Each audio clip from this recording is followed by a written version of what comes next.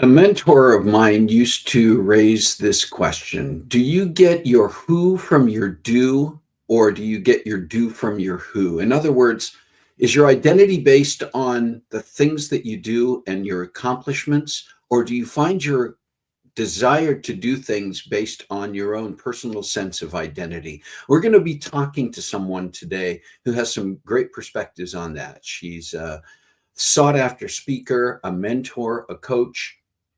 And we're going to be learning a little bit, I hope, today, but it'll be fun as well. So put on the brakes, grab a cup of coffee, and join the conversation because it's time for Coffee Breaks with Steve.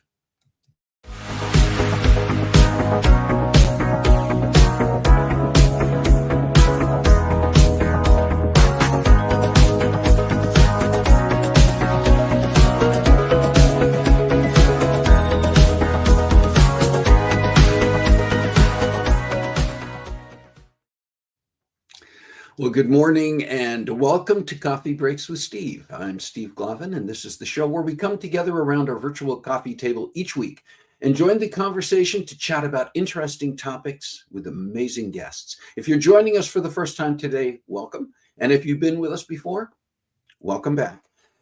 Yeah, we're going to have, I love the conversations that are both fun and inspiring and motivational. In fact, we aim for that, I think, every week. That's one of our real goals, is that we want to encourage, we want to inspire, we want to motivate. And so when we get somebody on the show, when we have a guest come on the show whose focus is really around that, I know what it does for me. I know that it energizes me, and I hope it's the same for you. Good morning, Rick.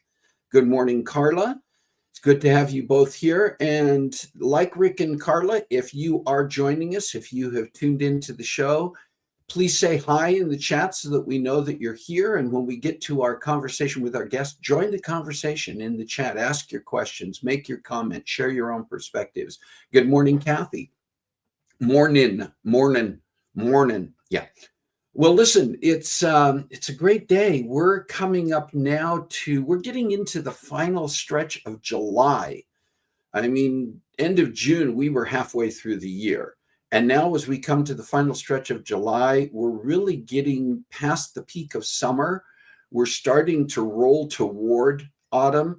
And primarily, I think of that from the standpoint of when school starts. And it's weird. We've talked about this before, but it's weird to me, having grown up in a school district and in a time where I think most school districts set their calendars to begin the school year after Labor Day. Early September was typically the start of the school year. And when I was growing up, that was always the start of the school year. Labor Day was the final day of our summer break. And the following day, we were back at school. And now you have schools, I know with some of our grandkids, school starts early August, early to mid-August for a lot of them. Now, supposedly part of that is they have other breaks during the course of the year that we didn't used to get. They have some teacher in-service days. There may be some additional holidays. And I think they allow even for things like snow days. Don't know that for sure because I don't go to school anymore. Got over that really quite a while back. But anyway, it just seems kind of weird to me that we're just past the middle of July and we're already starting to think of autumn. And I recall when I was growing up that by the time we got around this time of year, we were thinking about shopping for school clothes and at least beginning to think about shopping for school supplies. And I'm sure by now, all of the stores that cater to that type of thing, the Targets, the Walmarts, and others, have the school supplies quite prominently set. What is your experience with that? Whether it's something that you remember growing up with regarding the start of the school year, whether you have kids or grandkids who are currently getting ready to go back to school, whether you yourself work in the school system, what is your own experience with that? And what do you find to be relevant about the idea of schools in many cases starting early? Does yours start in August or does it start in September for your kids, your grandkids, yourself, if you work in the school system? Hi, Dee Dee. Yeah, 118 days till Christmas. That's right. That's another one. It's like we're looking at the fact that yesterday we were 5 months out from Christmas. So how do you put all of that in perspective? We get into the fall, and for me, it's kind of a snowball rolling down the hill through holidays, whether they're official holidays or just days that we focus some attention around. We get past Labor Day and then we're getting ready for Halloween. We get past Halloween and it's time to get ready for Thanksgiving. By the time we get to Thanksgiving, it's time already to be ready for Christmas almost in this day and age. So we're rolling, we're on that snowball ride down pretty soon. Yeah, would love to hear from you. Carla saying just the idea of the start of school gives me anxiety. Isn't that funny that I still can feel that flutter, the stomach flutter of the idea of after summer break going back to school, the start of a new school year, being in a different grade, different teacher or teachers, different classes. And there was something about it that was both exciting and a little bit scary and also a little bit foreboding in that it did remind me. It was foreshadowing of the fact that I was getting, in early elementary school, you go, I'm going to be in school forever. And it seems like it'll never come. And by the time you're getting into even the upper elementary or junior high grades, and particularly when you get into high school, you're really beginning to go, wow, I'm going to be out of here pretty soon. What am I going to do when I'm out of high school? You get past the point where it's all laid out for you. You have to start making your own decisions. But each year had a little bit of that anxiety tied to it. Rick talking about We didn't have enough money to do new school clothes shopping before school started again each year. Yeah, lucky to have enough for school supplies. And that's true, I think, still for so many families who are dealing with just trying to keep the basics going in life. And sometimes it goes beyond new school clothes and school supplies. It has to do with putting food on the table or having shelter over their heads. So very definitely factors. All right, listen, we're going to get to our conversation here pretty soon, but I would like to talk a little bit about our sweet and savory today, because we have a variety of things. Here's one that popped up I saw a story about this week, and it really caught my attention. Are you aware of the fact that scientists have now determined that there is a new and needle-free way to deliver vaccines, and it's by using flossing? They've been experimenting with mice. And this was a study out of Texas. I can't remember. I think the University of Texas was where this was authored, but I may be wrong about that. But it was a proof of concept study. Researchers successfully vaccinated mice against influenza by cleaning their teeth with dental floss coated with inactive flu viruses. In other words, similar to what they put in the hypodermic vaccines, they put the inactive flu viruses on flossed mice teeth with it, and effectively immunized them against influenza. And they talked about that most vaccines are administered using a needle, an approach that has its drawbacks. For example, apprehension about pain from the injection and needle phobias can deter people from getting vaccinated. Additionally, injections require more medical expertise to administer than needle-free options like mouth drops or nasal sprays, and are more challenging to store and distribute. And that can be true particularly in places, third world countries and other places, but even places within our own country in some of the lower income areas where you may not have the medical personnel as readily available, even through mobile clinics. And so this is quite an interesting study. And the only question I have is, I know from my own kids and grandkids and talking to my dental hygienist when I go in for my cleaning, they talk about the fact that one of the things that they have the biggest issue with getting people to do regularly, beyond just brushing regularly, is flossing regularly. So I have to wonder, would people actually use dental floss for a vaccine? Hopefully, if it's a one-off, they would still do it if it meant avoiding a needle. Yeah, here's another one that I'm not sure that any of us really knew about. You may have heard about this because it's actually been around for a while, but did you know that there is such a thing as competitive hobby horsing? Now, if you don't know what a hobby horse is, it's the little horses that we used to have as kids. It was the horse's head on a stick. And we would just we'd gallop around the house on our hobby horse when we were young kids. And that was cool when you were 4 years old. Did you know that there are actually competitions in different places around the world using hobby horses, and they use them to go over obstacles and basically courses, and there's actual competitions. It started in Finland. It's caught and goes back at least to the last 10, 15, maybe 20 years, and has begun to catch on in other places as well. As I don't know, it's just for fun. But we have a little bit of video from Finland's official hobby horse competition a couple of years ago that just kind of gives you an idea of what this is about. So take a look at this.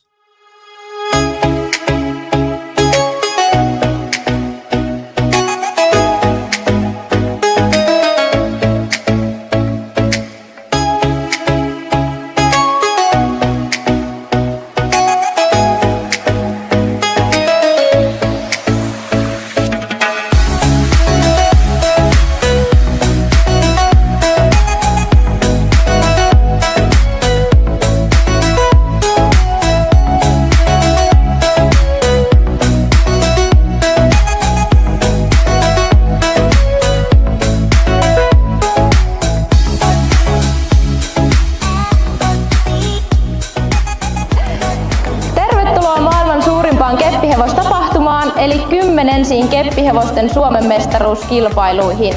Held for the 10th time, welcome to the biggest hobby horse event in the world.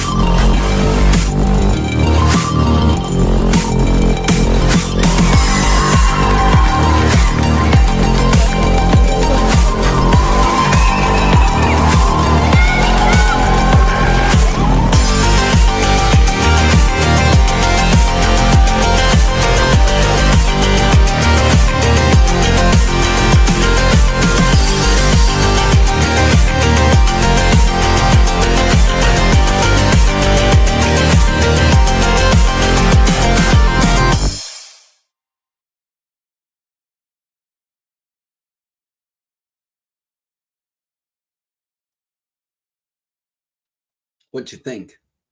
Yeah, it's it's interesting. I saw several of your comments there about, we should go to this. A couple of things that go through my mind, and of course, there's never a guarantee with this, but we are planning to reach out to organizers of. It began in Finland. Apparently, this originated in Finland, where this video is from, and they just completed the 2025 event. I haven't seen any videos or reports about winners. As far as I know, this is not yet being considered as an Olympic event. But one of the things that we do plan on doing is getting some research done to find out who, and reaching out to one of the organizers or some of the organizers of Finland's event and seeing if we can get them on coffee breaks at some point to talk about their hobby horse competition and hobby horsing in general. This, by the way, you got primarily teenagers, but even adults who are participating in these events. I can see where it might be teenagers because they've got the athleticism to do some of this much more than, for instance, I do. But yeah, the other thing is several of you said we should go, or we should do. What would you think about the Coffee Breaks with Steve Invitational Hobby Horse event? Yeah, I can see that happening. The investment would be minimal compared to a lot of other things that we could do. Anyway, I could see that going with something like potato pants if you were here last week. Anyway, yeah, we'll see where that unfolds. Hey, I want to share a birthday that we've got coming up this week. Carla Venturi is celebrating a birthday on August 1st. That's next Friday.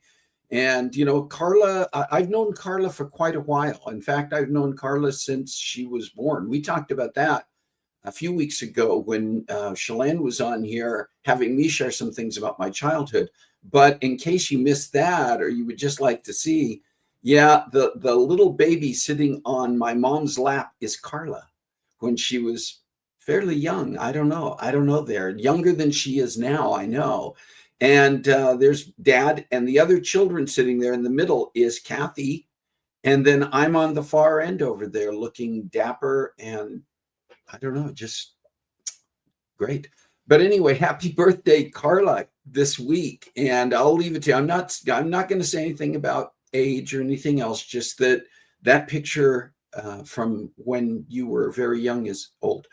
But if you have a special day this week that we missed, and you would like to make sure that we celebrate or acknowledge with you, maybe even share a baby picture, or if it's your wedding anniversary, maybe you'd like to send us a picture of you at your wedding, whatever it might be.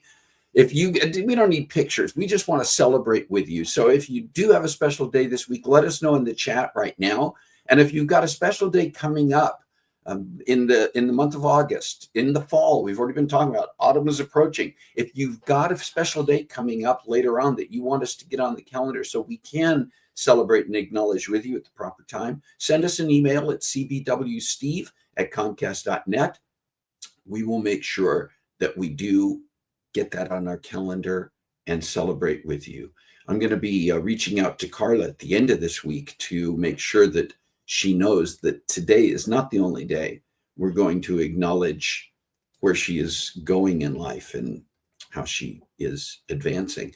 I want to tell you a little bit about our guest and the topic today. The topic we've been talking about is the Superstar Activator. And that's relevant to our guest, Michelle Villalobos, an MBA, CSP, Certified Speaking Professional, is also known as the Superstar Activator. She works with mission-driven superstars to reimagine and redesign their careers, businesses, and lives for more freedom, fulfillment, income, and impact. She does this by helping them align what they do with who they really are, and then build out the plan of action and mindset to support the new vision. During her 15 plus years as a mentor and speaker, Michelle's most popular presentations and programs include Brand Yourself Like a Superstar, Work and Play Every Day, and Sales as Service, among others. She leads the intensive Superstar Business Breakthrough 3 times a year, during which participants design and develop a new vision and 90-day launch plan in just 3 days. She also recently launched But I Want to Fly, an inspirational performance and keynote all rolled up into one. And it's also a book. So here, my conversation and your opportunity to hear from and meet Michelle Villalobos. Michelle, thank you for taking the time today to join us on Coffee Breaks with Steve. It's great to have you here. Thank you for having me. I'm excited. You know, you have shared in your story that there was a transition in your life regarding your views on things such as success and achievement. I'm just wondering, in terms of where your story starts, what were some of the influence from childhood and moving forward that prompted your own drive for that success, and what ultimately changed for you? Yeah, well, my parents are Cuban immigrants, in particular, my dad, who came at 15. And so they had a pretty they valued education, academics, doing well very highly. And I think, as you know, and probably everybody knows, when you're a little kid, all you want is your parents' love and approval. And so for me, it was very, obvious that if I did well in school, I would get a lot of attention, and I liked that attention. And so, I sort of was programmed, and not in a bad way, and in a very normal way, to seek love and attention through achievement. And so that was just a strategy that I developed really, really young, so that I would feel good, so that I could, quote unquote, survive in the world. And so it worked for a long time until it didn't work anymore, until I realized that, well, my parents are going to love me no matter what. And they would have loved me no matter what all the way along. I just never knew that. I didn't realize that, Yeah. And I think you hit upon a point that we kind of go through different places in our life of maturity and understanding of certain things. And sometimes we go back and forth. Do you find that there's a certain cycle to that sometimes we're having to relive some of those moments of seeking that achievement and have to remind ourselves? Yeah, it's a pattern. I mean, we spent years getting, quote unquote, indoctrinated into this worldview. Mm-hmm. And it takes years and sometimes decades to move out of it, And so I think of it as like an upward spiral. And each time around the spiral, we re-encounter the same issues, which are like spokes up the center of the spiral. It's like, oh, yeah, there's that thing again that I do. where I try to get my needs met by achieving more, Yeah. oh, okay, I know how this goes. And we develop self-awareness. Yeah. Can you share a little bit about what you've learned along the way about the true path to finding balance, happiness, and fulfillment in work and in life? Yeah, just that small little thing, right? Yeah. I would say ultimately the word that everything I think comes back to for me anyway is alignment. And that means bringing our outer world, bringing our choices, bringing our lifestyle into alignment with who we really are on the inside. And sometimes we don't even know. Like, I definitely have gone through a very big process of learning, and there's certain categories of authenticity, right? There's being authentic to your nature, to your, whether you like to be in crowds or like to spend more time solo. There's being authentic to your values, what is meaningful for you, what matters. Being authentic to your life force energy, like what gives you energy, what makes you feel good, how much sleep do you need, what kind of foods work best for you. And my belief system is that everyone's unique and different. And so we get to take responsibility for identifying what works for us and really be accountable for building our life in accordance with those truths. Talk a little bit about the work that you do as a mentor and a coach. You are valued as a speaker. You're valued as a mentor, as a coach to individuals and to groups, to corporate groups. What do you think differentiates you and what you do from others who provide similar types of services and outreaches to people? Yeah, well, I mean, what I hear back, reflected back to me from clients, which I think is telling, is that I really, and I do intend, this is intentional. I really try to help people find what works for them rather than projecting onto them what's worked for me. I'll share what's worked for me. And of course, it can inform the conversation. But ultimately, a big belief of mine, which I've alluded to already, is like, you have to find what works for you, and it's going to be different than what works for me.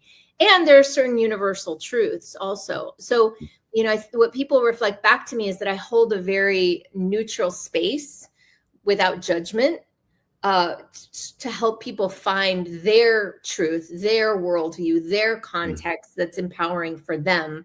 And I think, do my own work so that I don't judge, I don't project, I really keep it clean, in other words.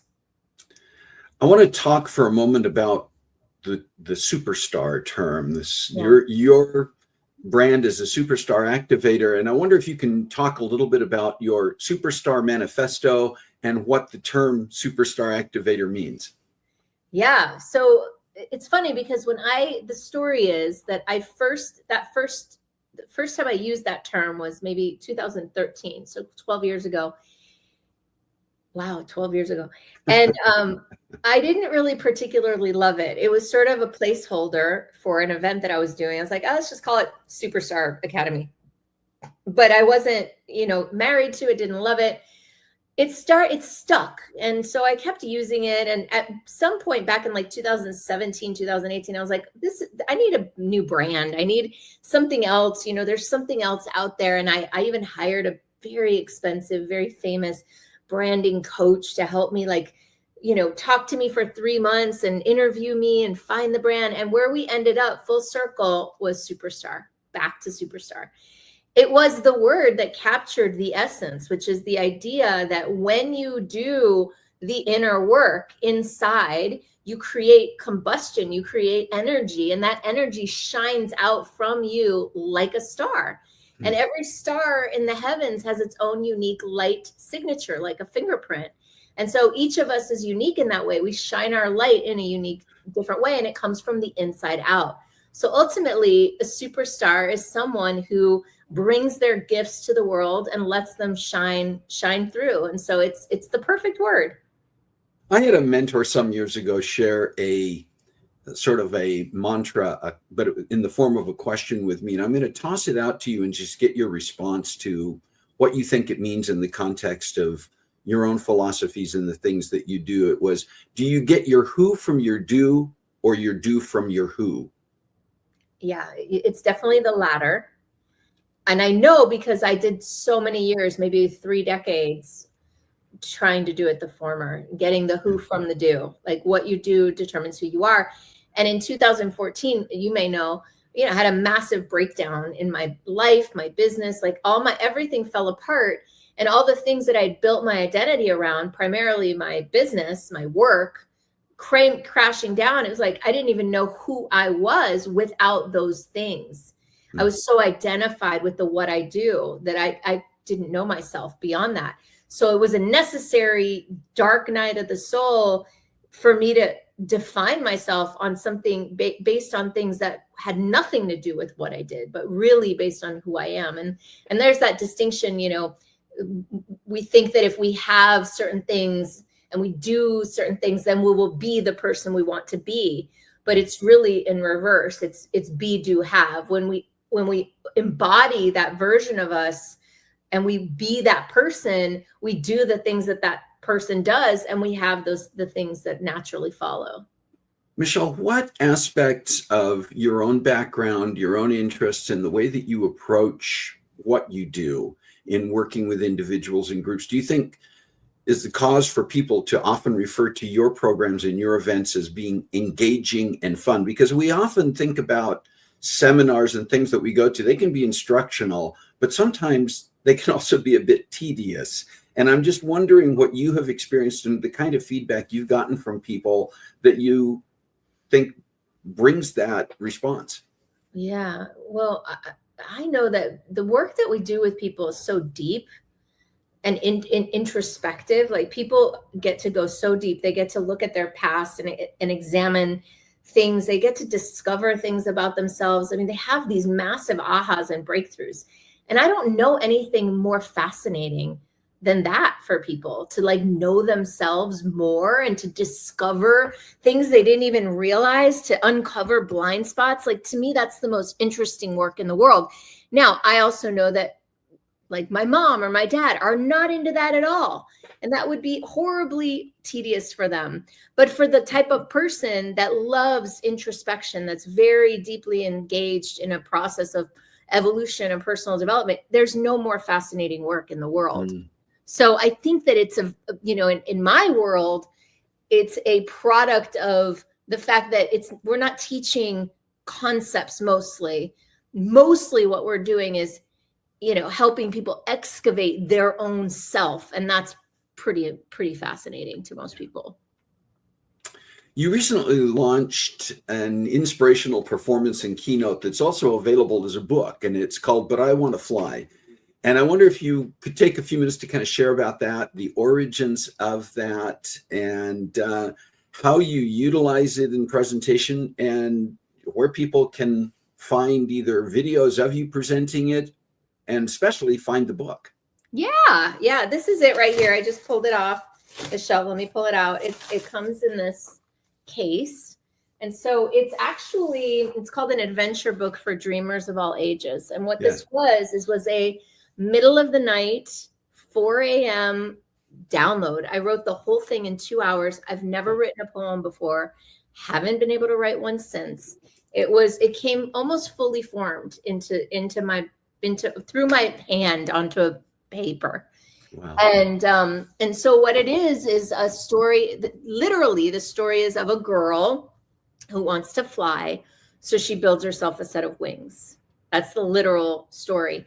Metaphorically, it's about activating courage, forgiveness, moving beyond regret, reclaiming power, dreaming, possibility, action. I mean, it's everything in a 5-minute, basically rhyming poem, very much kind of evocative of, say, like a Dr. Seuss or a Shel Silverstein. And it's illustrated, and the illustrated illustrations, as you can imagine, are beautiful. So I perform this inside of my keynotes as a transmission, an activation of courage. And you can get the book, you can check it out at butiwanttofly.com. So, yeah. And we will be posting those links and making sure people know where they can locate that. And I want to personally say, having had the opportunity to watch you presented, that it is an activator. It is inspiring, and it's very much worthwhile. Thank you. Do you personally have a life verse or verses, something that's regularly on your mind, perhaps, that you have written on a wall where you can refer to it, a mantra or anything of that nature that you refer to? Yeah, my number one most fundamental principle of all life is energy precedes outcomes. My belief is that the energy that we operate from determines what we create in the world, consciously and unconsciously. So if we are operating from an energy of fear, scarcity, judgment, righteousness, then we're going to be perpetuating that in the field, in our lives, in the world. And so it's our responsibility to both feel the feelings that we have that are there and not to be bypassed or ignored or suppressed. And at the same time, to cultivate the feelings we want, cultivate the feelings that empower us, that bring light into our lives and into the world. And so it's this, I'm always trying to stay present to what's true. What am I feeling right now? Am I frustrated? Am I irritated? What is it? Feel it fully and hold myself to a higher standard of practicing gratitude, compassion, love, loving kindness, care. And that feeling the feelings I have and cultivating the feelings I want as a life practice, I think creates a much more beautiful and rich life. And people tend to be more, easier from that energy. Life was a lot harder from the unconscious energy of like whatever was happening. Life is much more beautiful and graceful and gracious and easy when I do that. And so energy precedes outcomes is about taking responsibility for how you show up. Yeah. You share, and we've talked about a bit here, that finding happiness and fulfillment in life really has little to do with achieving goals. But I'm wondering if you personally currently have any visions for the future, bucket list items or other aspirations that you hope to pursue. 100%, Steve. It's, living life from internal alignment first doesn't mean that we don't have things that we want to create and experience. It does mean that we're not pursuing them at all costs, especially at the cost of our values or our health. It means that we're not attached to those outcomes. So there's a grace involved in the way I approach my visions, my dreams, but I have them for sure. I want to write more books. I want to publish more books. I want to be on bigger stages. I want to have relationships with even more influential people who can help, spread these messages and get my books out there. Like I have so much ambition, and I'm also happy where I am right now. I'm in this moment thrilled with my life. And that doesn't mean I don't experience sadness or disappointment. I have all of that. And I'm also very present to the miraculousness of my existence. That does sound like a great definition of balance. I love that. I noticed behind you, there is a fairly large stack of books. And I'm just curious, and I'm sure people who are watching this are curious, what is typically on your reading list? And is there anything you're currently reading that you find particularly inspiring and motivational? Yeah, well, this is pretty much all personal development and business development books. This is my business stack. And so, a lot about how to grow a business, about alignment, about personal development. That's, everything from feng shui to how to build a social media following. And in my Kindle and Audible, one of my great pleasures in life is fiction. I love reading fantasy and I like some sci-fi. So big fan of that stuff. And then right now what I'm reading is a book called The Art of Gathering by Priya Parker. Priya Parker. Love her. Yeah, it's a great book. My whole brand now is evolving into turn your gatherings into gateways for income and impact.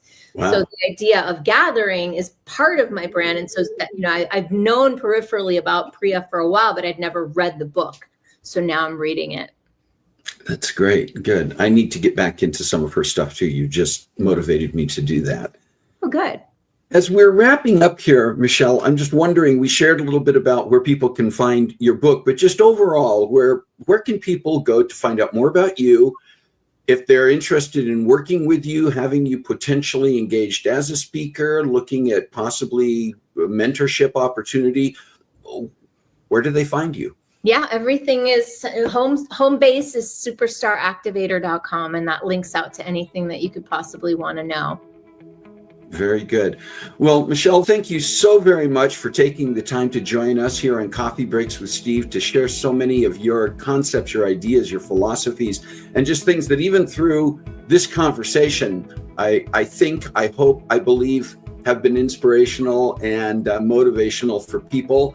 And just thank you for what you do to continue to activate superstars in so many different ways.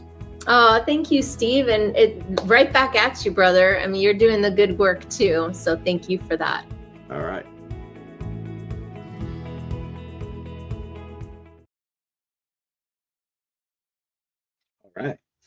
All right. Was it?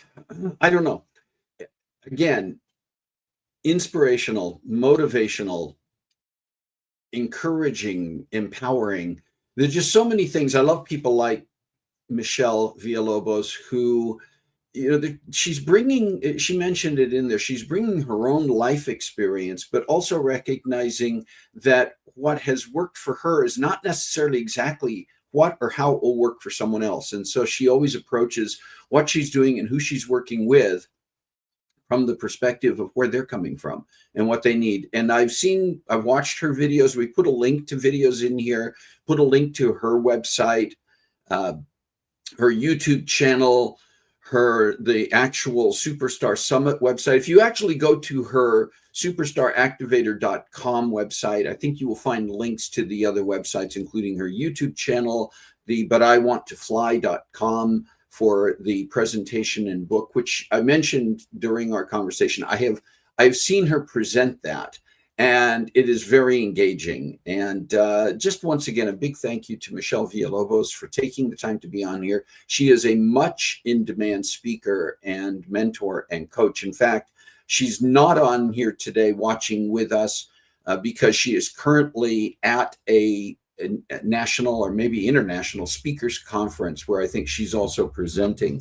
And but she can come on here later on and see any comments, questions. So if you still have if you still have your own thoughts about things that Michelle shared, if you have your own questions for her, please do put them in the chat. If you're watching this later on, maybe you're not tuned into the live stream, but you're watching this later on, you can do the same thing.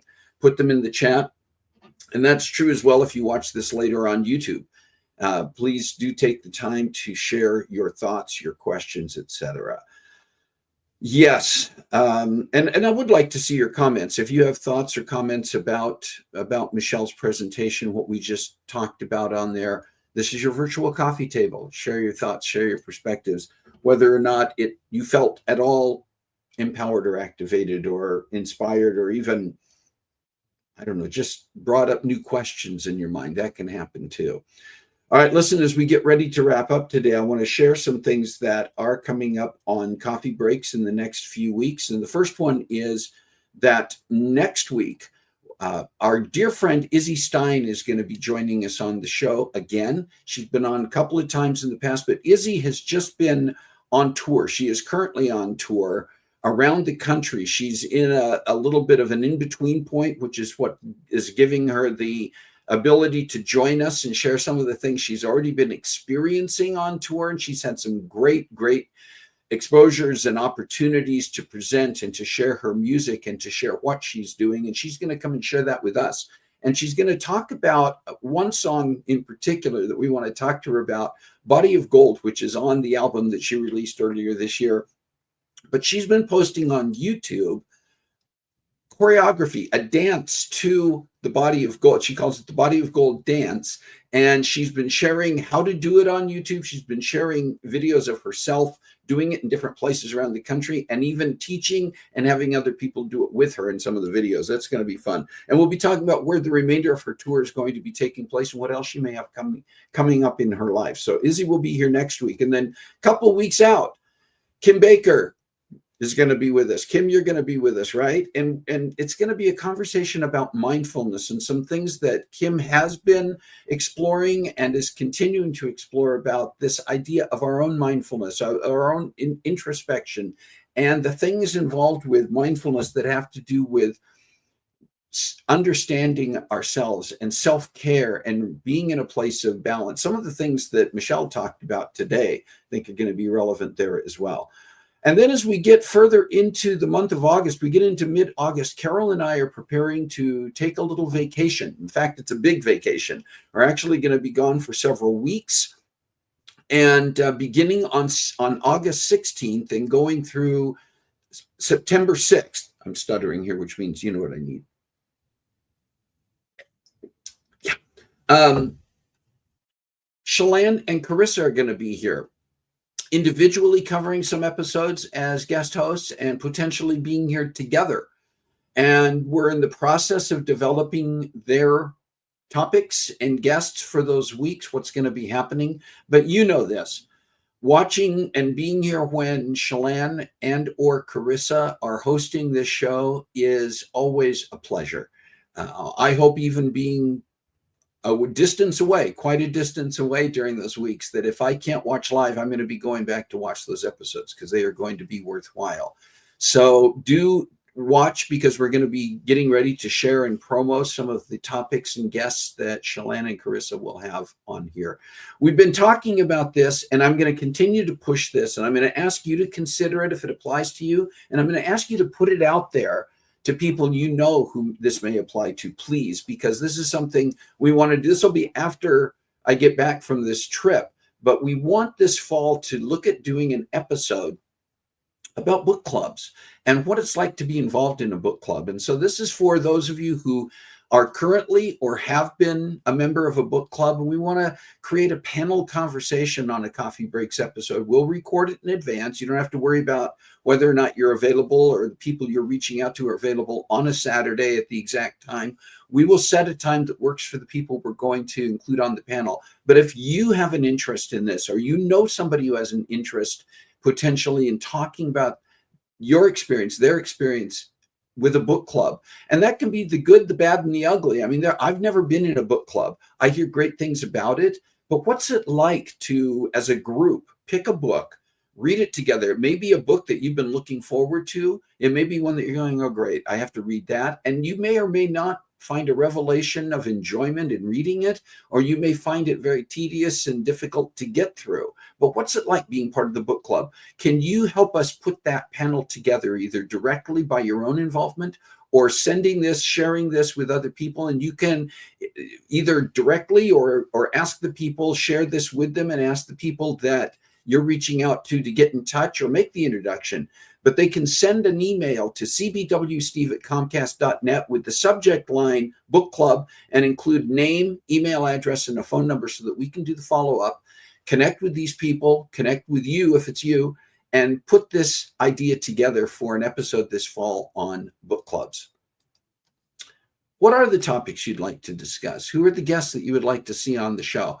You know, and I can continue to talk about this and to show my gratitude for the fact that so many of the guests who join us on Coffee Breaks with Steve come from introductions that you have made, recommendations that come from you. As you're around our virtual coffee table, you've got ideas. You know what you enjoy, and you can let us know. And we'd be more than happy to follow up on that if there's any merit at all to it. I mean, there's times people say, you know, you should have on the show, get Oprah Winfrey. That's great. If you know how to get to Oprah and get past her gatekeepers and, you know, let her know how special it is to be on Coffee Breaks with Steve, that's fine. But we want to know about ideas and topics that will really engage you and bring people like Michelle Villalobos to our table. So please send us those emails to cbwsteve@comcast.net. Are you sensing the pattern with that email address? We use that for a lot of different things, and we do want to hear from you, even if it's just your thoughts and ideas about what we are doing and what we might do differently. Think about this for a minute. 6+ years that we've been doing this consistently. 281 episodes of Coffee Breaks with Steve, 149 of those with guests. And as of today, with Michelle Villalobos being on here, 100 people have joined as guests on Coffee Breaks with Steve. I'm proud of that, and I'm humbled by that. If you're not already subscribed to our YouTube channel, would you please consider doing that and making that a part of your pattern to just check it out from time to time and to check out the videos that are there. Yes, they're going to be the same as what you're seeing here, but sometimes you miss one, and that can be a great place to go and find them. You can also share the channel with other people so that we can grow that, because that's how we get people beyond the inner circle, those of us who join here live for the live stream and take part in the chat. And the link is there in the chat right now, but you know how to find it. You can go to YouTube, just put in Coffee Breaks with Steve in the search. This will come up. Subscribe. You can like our videos. You can refer it to other people, and we can build on that and get these types of messages, the Michelle Villalobos types of people and messages, not about me. You know, I'm just a facilitator for this, but there are some great guests joining us, and we can get the word out to other people. All right, listen, thank you once again for being here. Thank you, a huge thank you once again to Michelle Villalobos and her team for making sure that we were able to bring her here this week. And we look forward to the coming weeks. And remember, there are just so many different ways we can be involved, so many different touch points in our own community. So please find a way to make a difference in your world this week. God bless you. Have a great week. We'll see you next time on Coffee Breaks with Steve.